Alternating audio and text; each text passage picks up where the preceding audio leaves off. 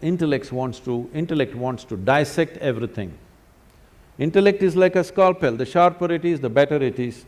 Dissection works with some things, not with all aspects of life. You want to know your mother today, please get yourself a sharp knife, start the dissection. All right. Dissection works, the intellect works when we're counting up these physical pieces. It will get you nowhere when it comes to emotion. Yeah, you could sew all the human parts of a body together. It doesn't create a human. Oh. Hello, everyone. We are back with another Learn With Us episode in which we take YouTube videos that are worth your time and learn from them with you. We just watched a video that messed us both up, so let's see how messed up our conversations get. What we've noticed about Sadhguru is often there will be a certain question asked, and the way he answers it is not what you're expecting. Yeah. And it never is going to be what you're expecting unless you've already watched the video before.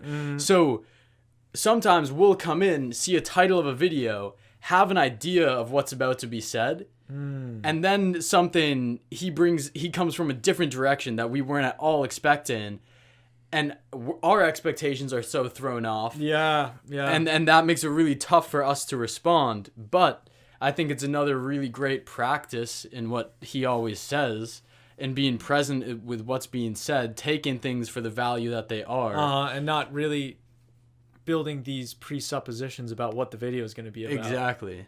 So from now on, we just learned a valuable lesson. Yes. We're gonna keep trying to stay very open-minded as we trek through these. Definitely. All right, let's get into it. But this is another video sent to us by a subscriber, so thank you so much. It's super cool when you guys do that. We love to hear from you and what you would like us to watch. So this video is called The 4 Parts of the Mind. Let's see what happens. Let's go in open-minded, right?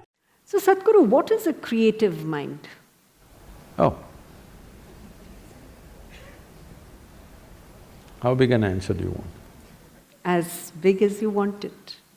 There is memory in your body, more memory in your body than you can imagine. If I have to get at you again, it's okay, I'm picking on you, okay? You definitely don't remember how your great-great-great-great-great-grandmother looked like, but her nose is sitting on your face right now. Yes? You don't remember a thing consciously, but your body remembers 100%. How 10 generations ago your grandmother was, your body still remembers. 1,000,000 years ago how your forefathers were, your body remembers, isn't it? It's not forgotten and it's not going to forget. Your mind is not capable of this kind of memory. Your body has 1,000,000,000,000 times more memory than your so-called brain.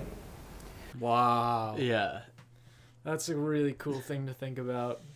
It also like puts everything into perspective about what does it mean to be intelligent. Oh yeah, What and does how much power your physical body has, how much connection that you can gain with your physical body that you couldn't do with your mind. See, I feel like when they're working in tandem, that's when you're at your greatest. But if you believe that they're separate, then the good things about the body and the good things about the mind can't mesh together because they're different, you know? Yeah, even though it's always a seamless flow of everything going on. And the more you work that seamless flow, the more you're able to do much greater things than you ever thought, rather than training just up here or just down here. Definitely. Whew. This whole shift towards the brain and intellectual process is a European malice. They gave too much significance to thought. This has happened because they lived under a subjugated society, religiously subjugated society where you're not supposed to think anything except what's written in some book, otherwise you're dead. They lived like this for a long time. Because of this, when they got little freedom to think and manage to live, they started celebrating their thought too much.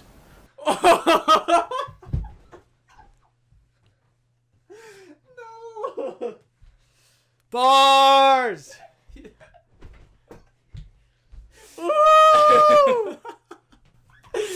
Dude, he just laid out Western history and like all the wrong turns it's taken. All the wrong turns it's taken. It is all celebrating thought, but then also only celebrating thought because you've repressed it for so long. yes, repressed it for so long, and oh my gosh, because of the like I went to Catholic high school, and it felt like every question that you could ever have, there was already an answer there for you that you didn't even need to come to by yourself. Which then I come to college, and I'm like, the best things are things that you experience. The things that you ask the question, and it comes to you in such a beautiful way that isn't told to you by a book or something. Yeah. Or maybe it is told to you by a book, but then you get another thing from another book. You get another thing from staring at a tree. You get like it's not all from just this one church's teachings, you know? Yeah. Woo! Yeepers. He's so right. That was so right. sick. That Dude, was I sick. loved how you just said that too, because we cannot, it's so hard to track back how you come to an understanding that you come to. Yes. Because there are so many different things that, like, we can both read the same line of a book and we come to completely different conclusions based on our past memory. Yeah. Yeah. And he's probably saying, like, also if you access the past memory in your body, that's trillion times whatever your mind could hold. Think about all that knowledge you have just sitting here that we don't activate. We have no idea how to activate. Wow. The thought need not be celebrated like this. That's why in this culture, thought has never been given so much significance. What you think is your psychological drama. We don't think much about that because it's your drama. Your drama is important for you, somebody else's drama is important for them. Everybody thinks their drama is the most important drama in the universe. This is everybody's experience because they're so identified with their own psychological drama. This psychological drama should not determine the nature of your life because this is just a small happening compared to the life process. Life is a much deeper intelligence than intellect. We can look at… the yogic system looks at the mind as 16 parts. Those 16 parts are further broken and they're taken up to 84,000 parts. But now if I talk about 84,000, already there's a segment which says no, so I will make it 4. I'm taking away 80, okay? I'm being fair to you. Only 4. 4 fundamental parts. One is the intellect, which we have in modern world, in today's world, we are unnecessarily giving too much significance to intellect and we will pay an enormous price for this. You will come to a place where you'll know everything, but you'll know nothing of life significance, really. Today you will see this happening to children. For the first time, this generation you see, 10, 11-year-old or 12-year-old children, they look bored. When you were 10, 11, you did not know what is boredom, it was not possible. It was too exciting to be alive and looking around. You will see 10, 12-year-old children all looking bored because they've seen the cosmos through their phone screen. Wow. It also pairs very well with the whole mass media that we have, because all this media is knowledge on an intellectual level, and you can just keep feeding that. Yeah, yeah. But then the only sparks you're getting is when you have this new knowledge, and rather than living, like being here, rather than being up here. And then there is also such a phenomenon in social media of watching people doing the whole living thing. Like watching them be excited about life. Like watching vlogs, watching like extreme sports or like anything like that. Like it's watching people doing life so that you don't even have to. Yeah. Like what? Yeah, and it's like easier too It than is. actually going out and doing it. There's no risk. There's no risk, but you also don't live. Yeah. You also get bored. You're always like, Yeah. you get a headache because you've been staring at your screen for so long, and then you're like, oh, I just like don't feel like I'm doing anything with my life or my time. It's like, yeah, because you're not. Yeah. But that's how that's how we're raising our children right now. Because we value intellect so much, and intellect created these devices. Intellect created these social media devices and the phones that keep us trapped. And it's like the companies create these things that are purposefully addictive, so that we need to keep coming back to them. We don't even have a choice. And so of course we're going to raise our kids that way, because we're being raised ourselves on these addictive things. And so we got to have courage to break out of those cycles, you know?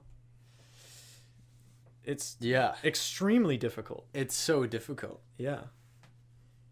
Oh my gosh. Being bored, because they've seen the cosmos through their phone screen. They know it all. And especially in the Western countries, you will see this happening at 8, 10. They're really bored. You will see in the school buses, they're all sitting on… bored. Because by the time you're 12, you already had one love affair, you know what is a break, you know how to all this recover from that, you tasted alcohol, you've seen this, probably you've gone into all kinds of physical things, and you know the cosmos. What more? By the time you're 15, there's really no purpose for you to exist for many of them. You should not be surprised if this culture continues. I'm not saying this is a prediction, it is something that I see beginning to happen. In another 50 or 100 years' time, if 25 to 50% of the people commit suicide, you should not be surprised, because life needs some exuberance. Wow. That's… I mean, for the first time in America, I think in like maybe ever, like the life expectancy is going down, decreasing overall, because of the diseases of despair, like depression, anxiety, things like that leads to suicide, leads to self-harm. And how much of it is just because the intellect is what we're pushing? Yeah, yeah. And the intellect only. Exactly. I mean, you go to school. You go to school for the parts of your life that are the most foundational. You're going to school to train your intellect and nothing else. And you get like 45 minutes or an hour of time outside or moving around. Yeah, like yeah. Gym class. Uh-huh. That's it. Uh-huh. Lunchtime, depending on your school, a lot of schools you don't even get to go outside. Yeah. Yeah.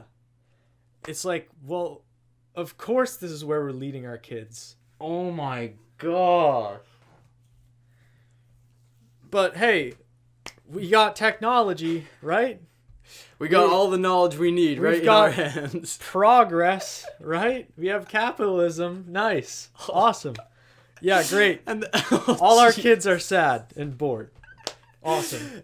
And we're just destroying the planet. And we're just destroying the… Hey, by mining just all toss these that on. resources. Just destroying the planet. Put that on top of all just of it. put it on top of everything. Dude. If you can throw it up there. Yeah. Oh. It's just… like, you think about that type of thing, and it's such a heavy weight. Yes. And it's such a heavy weight that just doesn't need to be there. Yeah. Absolutely it doesn't. Oh, my word. But hey, it's people like this who are waking people up to that. Everyone was watching this video. Yeah. You know. And now you can talk to kids you know. You can talk to adults you know who are having kids. We're all moving. We're all moving in the right direction. This is how it starts. That's how it starts, yeah. If too much information happens to you without experience, that exuberance will be gone and a false sense of knowing becomes so strong in you. This is the danger of intellect, because intellect wants to dissect everything. Intellect is like a scalpel, the sharper it is, the better it is. It wants to dissect and know. Dissection works with some things, not with all aspects of life. If you want to know the poor frog, you remember? The poor frog that you crucified and cut, and great knowledge you acquired from all that torture is unbelievable. How much knowledge you know. For the torture that that frog went through, how much knowledge you have acquired is quite unbelievable. All that you got to know. Now you got interest, suddenly you got interested, the mother that you had ignored, you want to know your mother today. Please get yourself a sharp knife, start the dissection. All right. No, well, the point he's making is dissection works, the intellect works when we're counting up these physical pieces. It will get you nowhere when it comes to emotion. Yeah, you could sew all the human parts of a body together. It doesn't create a human. Oh.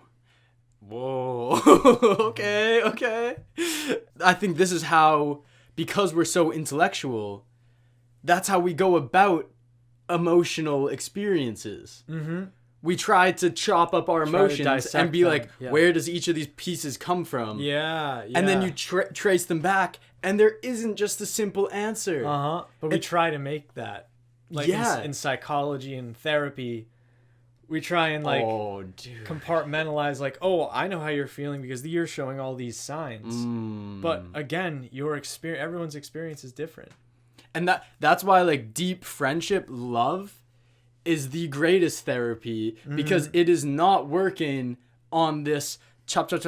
It's going like, it's just you working through your emotions. And it's in a way that you couldn't even sometimes describe in words. Yeah. Like just being around a friend in a time of sort of crisis or need, sometimes they don't even need to say anything to you. It's just their presence. That's more than what words can do. That can like heal you, actually heal you. Because your intellect can't fully heal you. Also, I heard this the other day.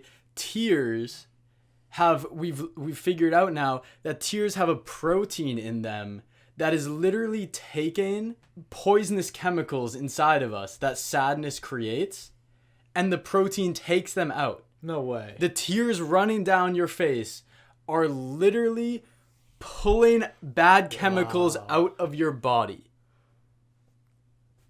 It is your body, like, you wonder why after you cry you feel so like whole and just like peaceful and maybe vulnerable but open. Yeah. It's because your body, you literally cried out those chemicals. Oh, isn't that just the most beautiful thing? I'm also realizing we've been going on for a while and we're only 7 minutes in. Whew. Should we split this into 2 episodes? Yeah, that's a good idea. So let's say right here we're gonna split. Yep. Shout out again to this subscriber for the awesome video. Shout out again. This is sick. We'll see you in the second half. Yeah. Much love. Comment, share, subscribe. Let us know what you thought so far, and we'll see you in part 2. We'll see you in part 2.